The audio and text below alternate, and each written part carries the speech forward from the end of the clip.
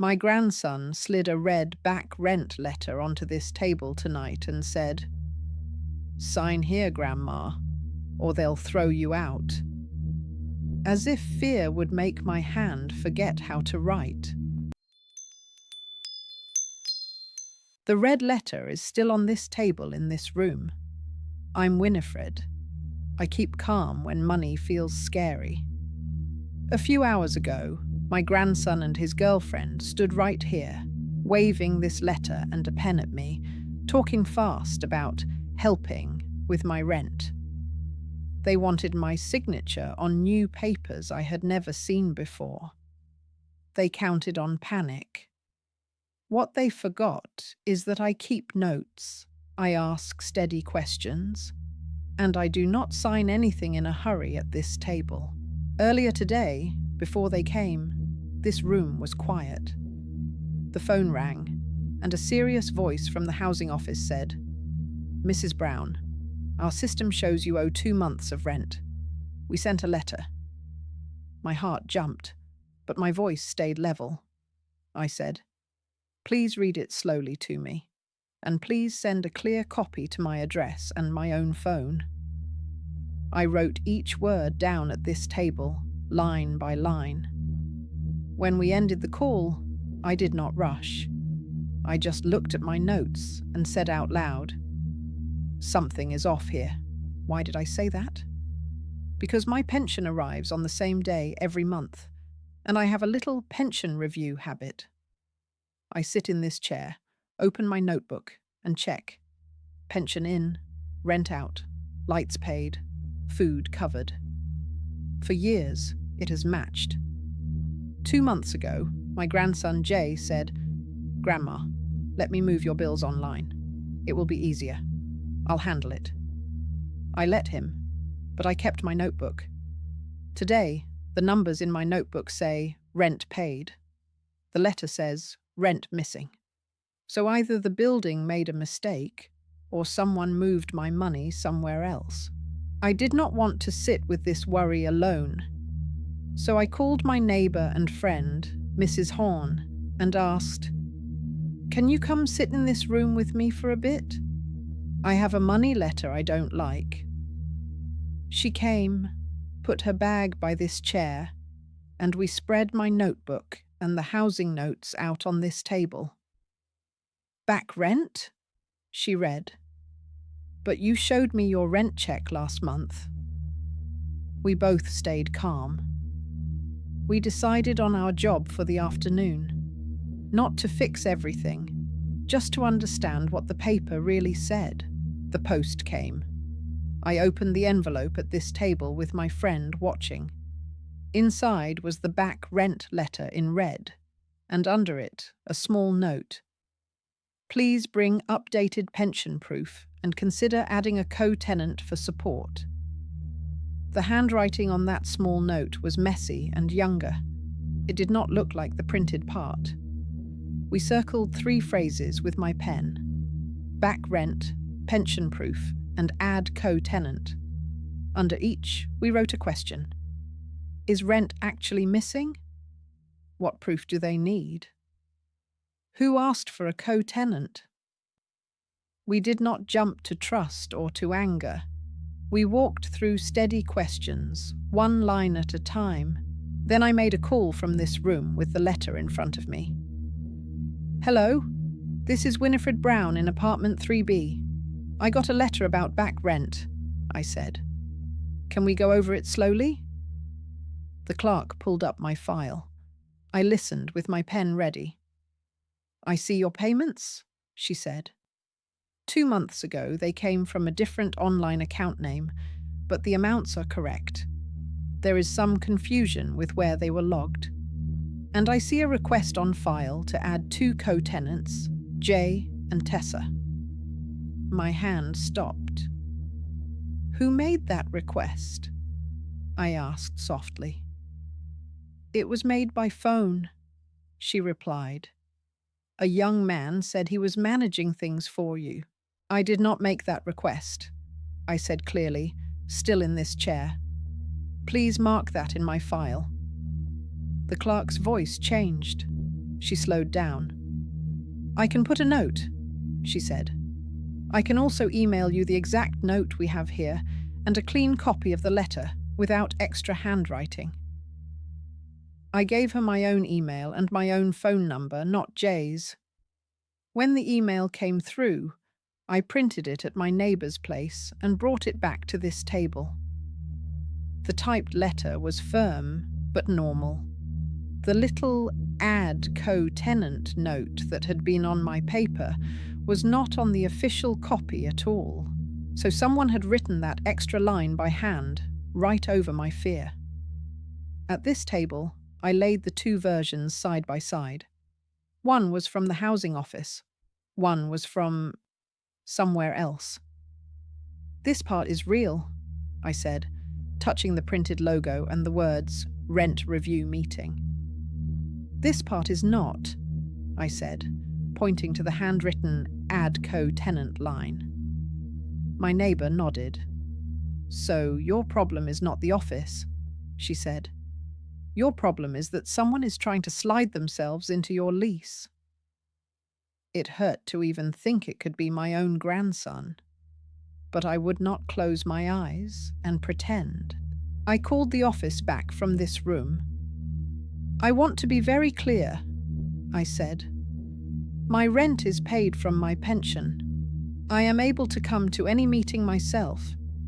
Please write this note in my record. No new co-tenant or guarantor without Winifred present in person, with her ID and with her clear consent." The clerk repeated it back to me, word by word, and I wrote the same sentence on a clean page at this table.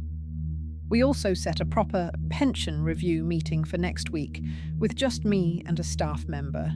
No Jay, no Tessa, no surprises. After the call, the room felt lighter. My neighbour poured us both some water, and we started a quiet script on paper. "When Jay and Tessa come again," she said, "you don't need a big speech. You just need short lines you can remember when they talk fast." So we wrote 3 sentences, large and simple. "I only sign papers I read slowly with my own helper. I will not add any co-tenant to my lease tonight. If you keep pushing, I will stop this talk." I copied them again in my own handwriting until they felt natural in my mouth. Evening came, and this room filled with their energy. Jay came in first, smiling too wide, and Tessa followed, waving a set of forms. "Grandma, the landlord said if you don't sign by Friday, they can start the eviction," Jay said, putting the forms right on this table. I did not look at the signature line yet. I looked at their faces, and then at my little card with my quiet script. My hands were steady. "Sit, please," I said. "Let's take this slowly." They thought they were leading. That was fine. I had already spoken to the people who actually own the building. "Here are the new lease papers," Tessa said, tapping the pages. "See, your name is at the top, and ours are below as co-tenants. We'll handle the calls. You'll have less stress." I read the header. The logo was stretched and blurry. The font was wrong. It looked like something printed from a sample, not an official form. I did not argue about that. I just said my first line, gently but clear. "I only sign papers I read slowly with my own helper." Then I picked up my phone in front of them and dialed the housing office. I pressed the speaker button so this room could hear the truth together.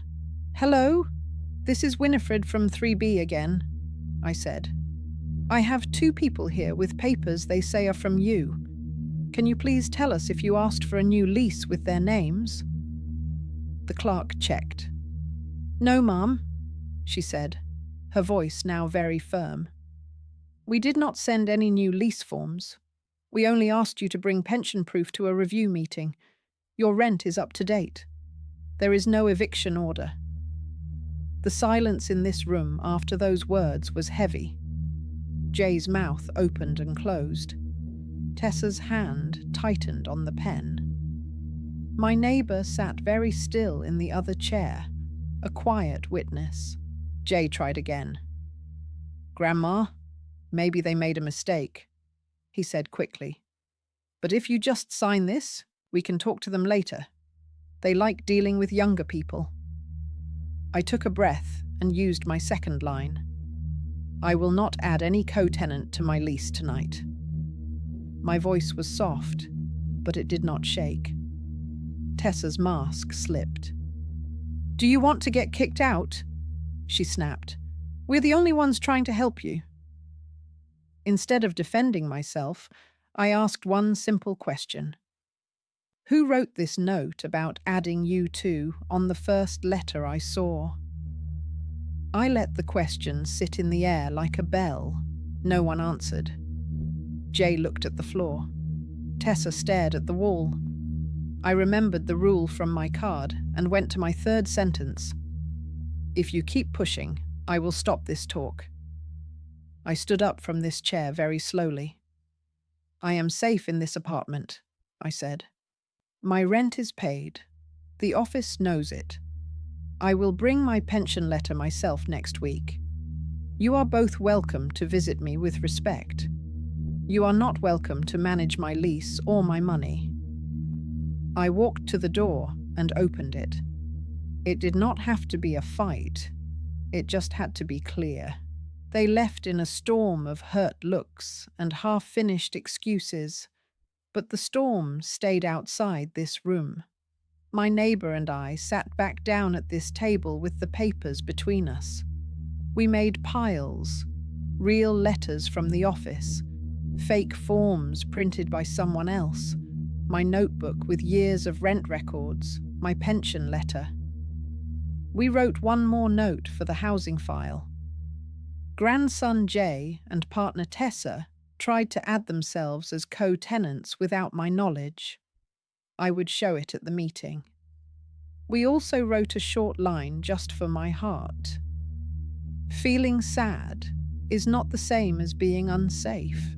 A week later, after the review meeting, I came back to this room and laid the new letter on this table. It said, in plain words, that my rent was current, that the earlier mix-up was a logging error, and that my record now showed a special note.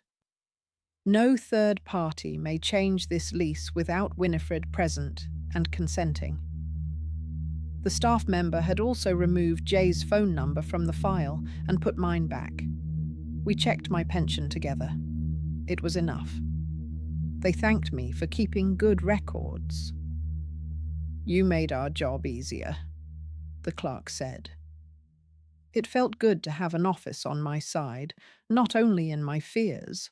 Later that day, I went to my bank with a trusted volunteer, and from this room, I had already made a plan. At the bank, we moved my rent money into a simple account only I could touch, and we ended any helpful online links that Jay had set up. I am not angry for the rest of my life, but I am not confused anymore either. Jay will need time to earn back trust. Tessa may never do it. That is their work, not mine. My work is this: to keep my home safe, to keep my pension steady, and to keep my sentences short when pressure walks into this room. Maybe you are listening with a worry of your own. Maybe you got a letter with red words, or someone young is waving papers and saying, "Just sign, we already talked to them." If you were here, I would slide a blank page across this table and help you write your own quiet script. First, you list what is yours: your income, your home, your right to ask questions. Then you write 3 lines, simple enough to remember when your heart is loud. Lines that sound like you, not like me. Lines that keep you in the driver's seat of your own life. Tonight, I tuck the fake forms into a separate folder marked Examples, and the real letters into a folder marked Home Safety, both right here on this table. My little card stays by my cup in this room, where I can see it every morning. If you were sitting in this chair across from me, I would hand you a pen and say, "Your money story is not over. Let's write a better one slow sentence at a time, and no one signs for you."